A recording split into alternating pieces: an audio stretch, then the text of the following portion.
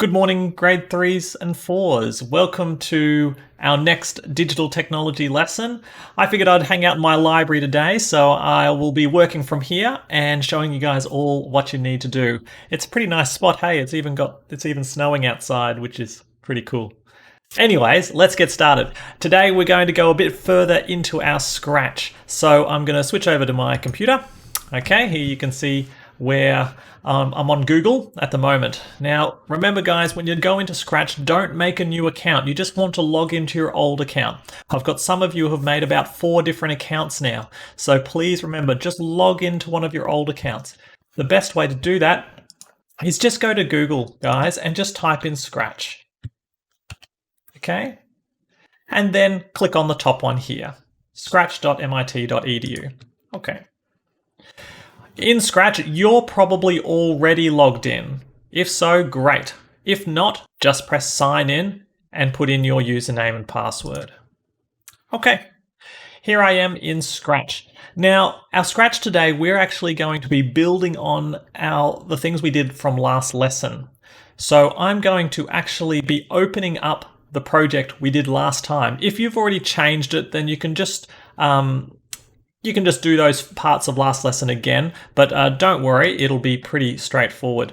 So I'm going to go into my stuff. And this is the thing I made last lesson. I'm going to see inside it here. Okay, well, I've got some things here. I'll get rid of these. Okay. So this is what I had last lesson. Last lesson we made a little sprite, and we made so that we could go left, right, up and down. Okay, and some of you even made it so that when we do that, they'll have the little walking animation. The walking animation was optional. Don't stress about that if your cat isn't walking or whatever creature you've put in. Okay, but once you've got your program that lets you go up, down, left and right from last lesson, we're going to add some new things in. And I'm going to start by adding in a new sprite. To do that, I click down here on Choose a Sprite, and then I'm going to pick an apple. You can pick a different one, but I'm going to pick an apple for this one. Okay, you now see that I have an apple and my cat down here in my sprite window. Okay, and all of the code I had before is gone because I'm in the apple at the moment and I haven't given the apple any instructions. If I click back on the cat on sprite 1, there we go. There's my instructions to make the sprite cat move up, down, and left and right. But my apple has no instructions yet. We're going to give it some instructions now though. Okay, the first instruction we're going to give it is when the flag is clicked. So I'm going to get when the flag is clicked, and I'm doing this in the apple. When the flag is clicked, we're going to make it move. Okay, we're going to get it to move, to glide 1 second to a random position. And I'm actually going to change that to 2 seconds. Now remember, boys and girls, this is the point where you would pause this video and copy what I've done. There's no point in watching the whole video because you'll then forget all the little instructions. So pause it now, do what I've just done. Add in an apple or something else, put the when flag is clicked, and glide for 2 seconds to a random position. Okay. Anyways, I've got that in. So now when I click the flag, my apple will glide 2 seconds just randomly somewhere on the screen. Let's try it. Yep. It glided over to the side there for 2 seconds, and now if I press the flag again, it'll go another spot. Yep. 2 seconds to there, 2 seconds to there, 2 seconds, a little one this time. Okay. Now, it's going to keep doing that every time I press the flag, but I actually want it to keep doing it over and over and over again, so I don't have to keep pressing the flag over and over. To do that, we're actually going to go over here to the orange one, Control. And we've got some things here called a repeat. Now, remembering the computers are so good at following instructions, we can tell it to do something over and over and over again. I could tell it to repeat 10 times, but I'm actually going to get this one here that says forever. I'm going to get forever, and I'm going to put it so it goes around the glide for 2 seconds. So you can see now it says when the flag is clicked, do this forever. Everything inside there, it will do forever. It's just going to glide for 2 seconds. It will literally, if I press the flag and don't tell it to stop, it'll just keep doing that until the end of time or until my computer breaks. But for now, I'm going to try it out, press the flag. Now it's going to do this forever. It's gliding for 2 seconds. Then it's gliding for another 2 seconds. Then it's gliding to a different spot for 2 seconds. Then gliding to another spot for 2 seconds. It's just going to randomly keep going somewhere for 2 seconds over and over and over again. So this apple is just floating around. Fine. That's all we want it to do. Now I'm going to stop it because otherwise it will keep doing that forever. Okay, stop that. There we go. My apple is floating around. Now I'm actually going to go back to my sprite. Okay. Now I want to make it so that when the apple bumps into my cat, it's going to make a sound. It's going to be like, it's going to meow every time the apple bumps into him. Okay. So to do that, I'm also going to start with when the flag is clicked, because I only want this to happen when I've started clicking the flag.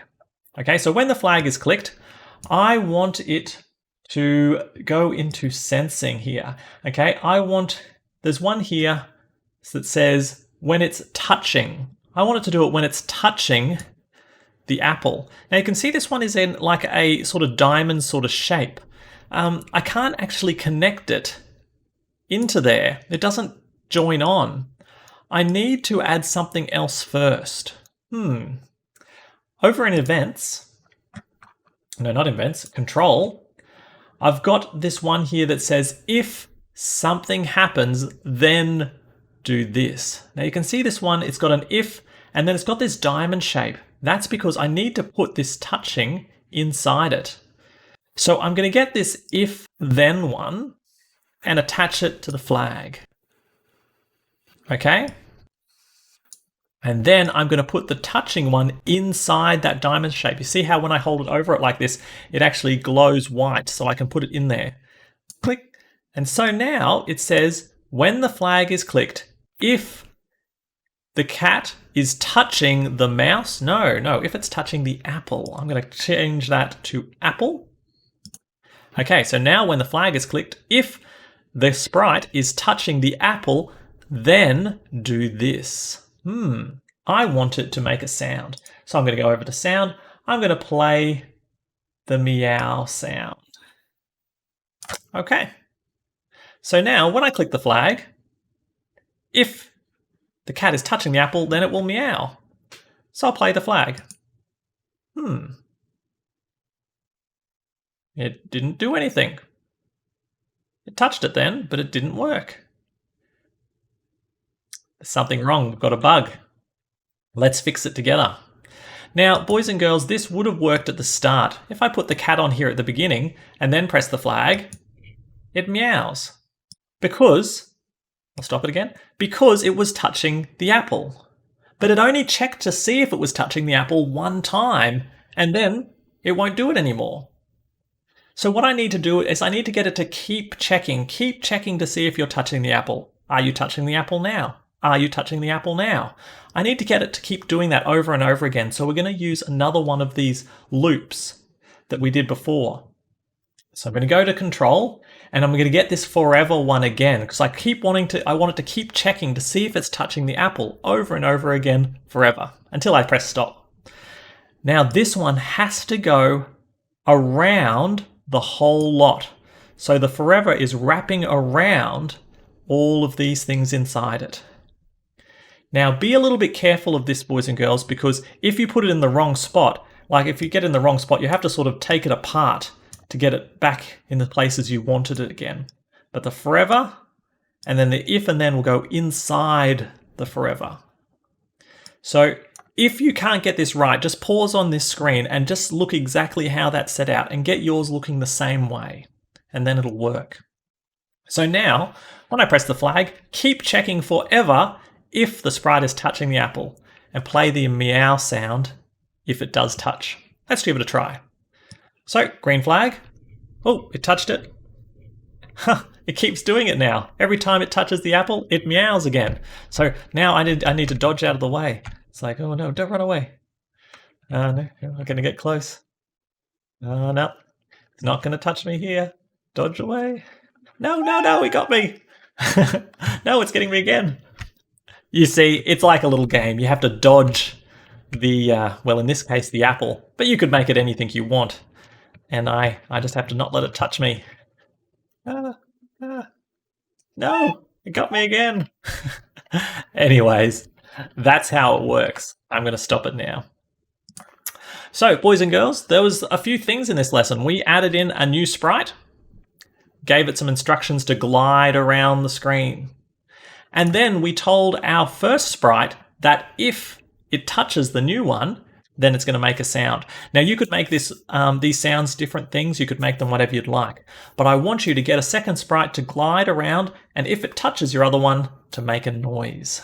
A little bit of a challenge. Make sure that you share it when it's done. If you have edited your one from last week, it'll already be shared. It's just going to be making your last one bigger. But if you're making a new one, please just share it so I can see it. This one here is now lesson 3, so I'm actually going to rename that to lesson 3. So anyways, boys and girls, that is the lesson for today. A little bit trickier, but just remember, copy what I have on the screen so that you don't, if you get stuck, okay? If yours looks the same as mine, it'll work, all right?